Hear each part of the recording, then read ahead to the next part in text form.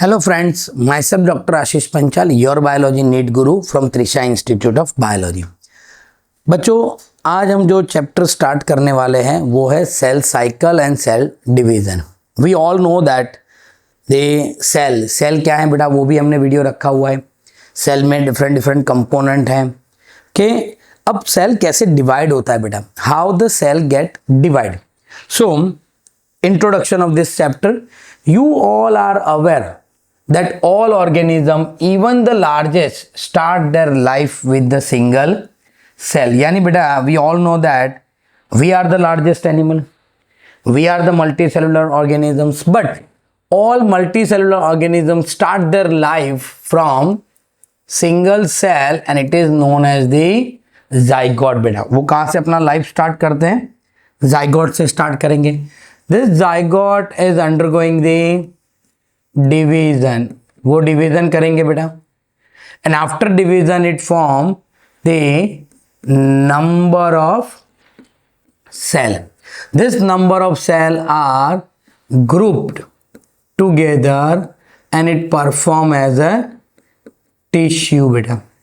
तो बेटा कोई भी लिविंग ऑर्गेनिज्म है, if it is a multi cellular organisms, तो बेटा वो अपना लाइफ स्टार्ट कैसे करता है? सिंगल सेल जाइगोट में से स्टार्ट करेगा। You may wonder how a single cell then goes on to form such large organisms. Now अब क्वेश्चन होगा sir, how the single cell zygote is divide and it form the whole body. कैसे वो बेटा heart बनाता है, कैसे वो lungs बनाएगा, लीवर बनाएगा, हर एक ऑर्गन अलग अलग होता है। So there are mainly two mechanism and that mechanism is the growth and reproduction are the characteristics of each and every living cell, indeed of all living organisms। यानी बेटा reproduction and growth वो हर एक living organisms का एक character है। वो grow करेंगे फिर बाद में वो डिवाइड होंगे। अब यूनिसेलुलर ऑर्गेनिज्म है बेटा, जैसे हम बात करें बेटा यूनिसेलुलर ऑर्गेनिज्म अमीबा, तो they are reproduce by division only. All cell reproduce by dividing into two with each parental cell gives rise to two daughter cell each time they divide। यानी बेटा when they are divide, for example suppose here if it is a parent cell, so this parent cell divide into two daughter cell and both this daughter cell further divide and it form the four daughter cell and this four daughter cell further get divide and it form the 8 daughter cell। so बेटा एक में से दो बनेंगे, दो में से चार होंगे, चार में से 8 होंगे, ऐसे कंटिन्यूअस डिवीजन होता जाएगा। This newly form daughter cell can themselves grow, वो भी बेटा ग्रो होंगे एंड वो भी फर्दर डिवाइड होंगे, giving rise to new cell population that is form by the growth and division of the single parent cell. यानी बेटा single parent cell होगा वो ग्रो करेगा, डिवीजन होगा, वापस जो दो डॉटर सेल आए वो भी ग्रो करेंगे, डिवाइड होंगे, वापस जो चार बने वो भी ग्रो करेंगे, डिवाइड होंगे। ऐसे बेटा ये प्रोसेस कंटिन्यू चलता रहेगा। Such cycle of the growth and division is continuous and it form the number of cell. और ये बेटा सारे सेल इकट्ठे होके tissue, organ and organ system बनाएंगे बेटा। ओके, तो सिंपली अगर हम देखें बेटा कि cell division is a very important process of all living organisms.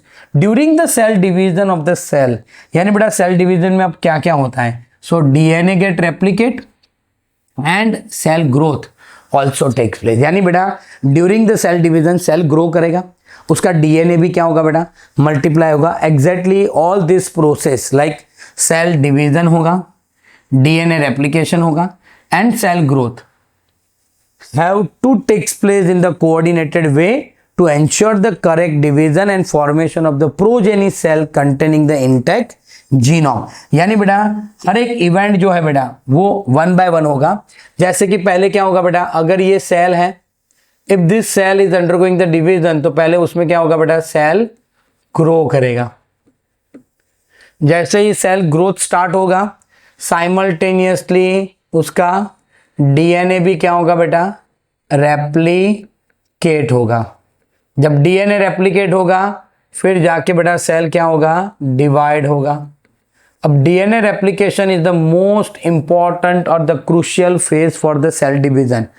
अगर बेटा डीएनए डुप्लीकेट नहीं हो रहा तो cell may not undergoing the cell division, पर अगर बेटा वो डुप्लीकेट हो रहा है तो सेल को कंपल्सरी डिवाइड होना पड़ेगा बेटा। यानी DNA duplication is the main important phase for the cell cycle. तो all this process cell division, replication and cell growth, वो बेटा कोऑर्डिनेटेड वे में होता है। पहले ग्रोथ होगा थोड़ा, फिर डीएनए रेप्लिकेट होगा, फिर सेल डिवाइड होगा, और कंटेनिंग द इंटैक्ट जीनोम। यानी बेटा मैं आपको बताऊं कि if the parent cell has the diploid chromosome after division, the daughter cell also possess the diploid cell. The sequential event of by which DNA duplicate means cell duplicated genome, synthesis the other constituent of the cell, and eventually the divide into two daughter cell is termed the cell cycle. तो बेटा cell cycle को अगर हम define करें बेटा, तो cell cycle का definition क्या होगा बेटा? तो डेफिनेशन है it is the sequential event. क्या है बेटा? सिक्वेंशियल इवेंट, जिसमें सेल डुप्लीकेट करेगा बेटा अपने जीनोम को, synthesize the other constituent of the cell, for example mitochondria, chloroplast, वो सब डबल होंगे, divide into two daughter cell, it is called the cell cycle बेटा। Although the cell grow, it is continuous process. The DNA synthesis occur only during the one specific stage in the cell cycle. अब ये line क्या है बेटा कि मैं आपको brief बता रहा हूं कि यहां पर देखो मैंने सेल इंटरफेस को एक्सप्लेन किया है। तो इंटरफेस में बेटा यहां से लेके यहां तक बेटा सेल कंटिन्यूअसली ग्रो करता रहेगा। यहां तक, सॉरी यहां तक, मैंने यहां से लेके यहां तक सेल कंटिन्यूअसली ग्रो करेगा, पर सिर्फ एक ही बीच में ऐसा फेज आएगा बेटा, एस फेज, जिसमें उसका डीएनए डुप्लीकेट होगा। मतलब बेटा ये जो लाइन यहां पर लिखा हुआ है वो क्या एक्सप्लेन कर रहा है? आप देखो ध्यान से कि although the cell grow continuously, यानी सेल का जो साइटोप्लाज्मा होगा बेटा वो कंटिन्यूअसली इंक्रीज होता जाएगा, बट जो डीएनए डुप्लीकेशन होगा वो सिर्फ एक स्पेसिफिक स्टेज में होगा, और उसको हम क्या बोलेंगे बेटा? S phase. अब the replicated chromosome are then distributed to daughter nuclei by complete the series of event during the cell division. फिर बाद में क्या होगा बेटा? जो replicated DNA है वो दो पार्ट में डिवाइड हो जाएंगे और दो डॉटर सेल बनाएंगे। ये जो पूरा प्रोसेस है, this event are themselves under the control of genetic. उसमें बेटा जीन कंट्रोल करते हैं, और उसमें जो जीन होते हैं वो साइक्लिन डिपेंडेंट काइनेस टाइप के जीन होते हैं, साइक्लिन डिपेंडेंट जीन होते हैं बेटा, सीडीकेज उसको भी बोलते हैं। तो ये है बेटा इंट्रोडक्शन। इंट्रोडक्शन में और एक चीज़ है बेटा कि आप देखो कि हर एक सेल जो होते हैं, अगर हम ह्यूमन सेल की बात करें तो उसका डिवीजन पीरियड फिक्स होता है। जैसे human cell divide at every 24 hour. फिर अगर बेटा हमारे पास यीस्ट सेल है तो yeast cell divide at every 90 minutes. ये सेल बेटा 90 मिनट्स में डिवाइड होंगे। फिर अगर बेटा हमारे पास बैक्टीरिया ई कोलाई, इस्चेरिशिया कोलाई का सेल है तो वो होगा बेटा 20 मिनट्स में डिवाइड होगा। पूरे सेल साइकिल को दो फेज में डिवाइड किया हुआ है, इंटरफेस एंड एम फेज। यानी बेटा हम पूरा सेल साइकिल अगर यहाँ पर मैं बनाऊं कि ये रहा सेल साइकिल,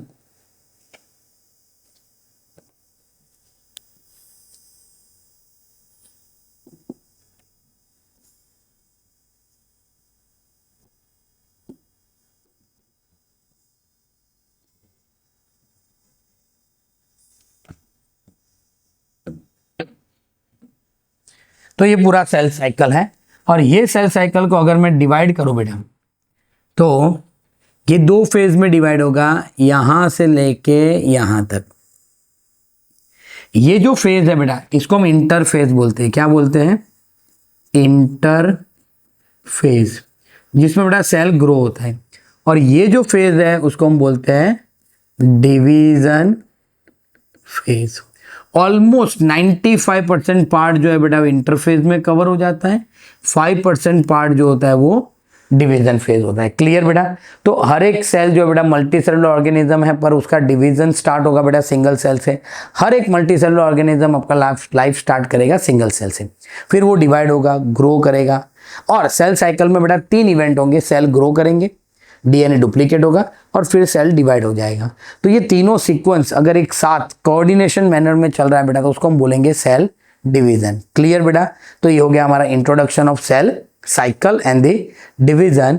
एक छोटा सा स्टोरी बेटा मैं आपको सुनाने जा रहा हूँ कि कई बार हम ऐसा सोचते हैं कि भाई नीट का प्रिपरेशन करें, पर हमारे दिमाग में एक सोच रहती है कि भाई नीट की एग्ज़ाम जो है वो 20 to 30 lakhs बच्चे पूरे इंडिया में से बेटा एग्ज़ाम देते हैं। तो हमें ऐसा लगता है कि भाई इतने सारे बच्चों के सामने हम तो कुछ नहीं है, हम क्या करेंगे, ऐसा क्या हम कर पाएंगे जिससे हम इन बच्चों से आगे निकल जाएं। देखो, आगे निकलना, नंबर लाना, ओके, और टॉप करना, ये सारे बेटा किस्मत का भी खेल होता है। ऐसा नहीं है कि सिर्फ हार्ड वर्क। यस, आपका अगर हार्ड वर्क है तो 110% आपकी किस्मत आपको साथ देगी। पर हम अगर वो काम ही ना करें, अगर वो बारे में हम सोचे ही नहीं बेटा, तो कभी हमें सफलता नहीं मिल पाएंगी।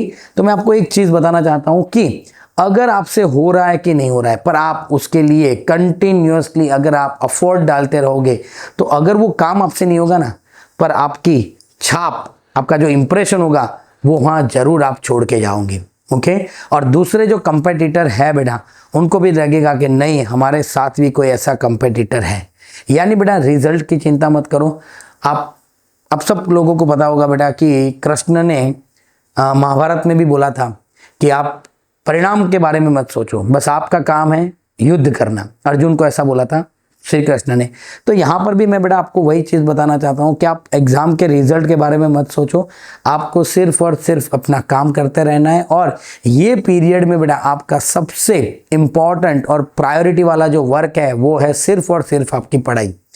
इससे एक छोटा सा एग्जाम्पल दे रहा हूँ कि अगर आप सोचो कि कोई रस्सी है, उससे अगर मुझे बड़ा सा एक पत्थर को मुझे काटना है, इज इट पॉसिबल मैं रस्सी से काट सकूं, या फिर उसके ऊपर मैं घाव कर सकूं, यानी छाप छोड़ सकूं? ओके, नहीं, वो पॉसिबल ही नहीं होगा।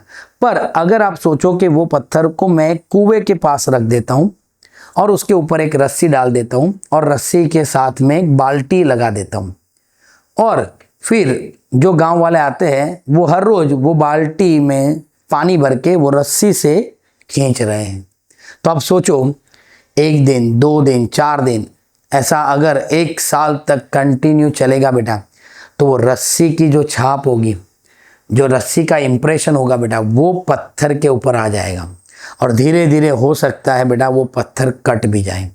तो यही चीज़ मैं आपको बताना चाहता हूँ कि अगर आप अपना एक फोकस लगा के हर रोज अगर आप अपने स्टडी के अंदर बेटा कंसिस्टेंट अभ्यास करते रहेंगे, तो एक ना एक दिन ऐसा आएगा कि आप अपना इम्प्रेशन वो जगह पे छोड़ोगे और कहीं ना कहीं एक ऐसा भी दिन आएगा कि आपको सफलता ज़रूर मिलेगी। तो बेटा वैसे ही हमें हर रोज़ कंटिन्यूअसली कंसिस्टेंट मेहनत करना है और अपने प्रायोरिटी के काम के लिए बिना थके चलते रहना है। जैसे कृष्ण ने अर्जुन को बोला था परिणाम की चिंता मत करो, तो आप भी बेटा रिजल्ट की चिंता मत करो। यहाँ 5 पांडव थे पर सामने 100 कौरव थे। यहाँ पर भी ऐसा ही है बेटा, हम अकेले हैं और हमें 25 लाख यानी 25 लाख स्टूडेंट के सामने हमें कंपटीशन है, पर बिना सोचे अगर आप अपना काम करते रहोगे आपको सफलता ज़रूर मिलेगी। ठीक बेटा, अगर आपको हमारी ये स्टोरी और ये वीडियो पसंद आ रहा है तो प्लीज़ हमारे चैनल को लाइक कीजिए, सब्सक्राइब कीजिए और बेल आइकन को प्रेस करना मत भूलिए। Thank you, have a good day.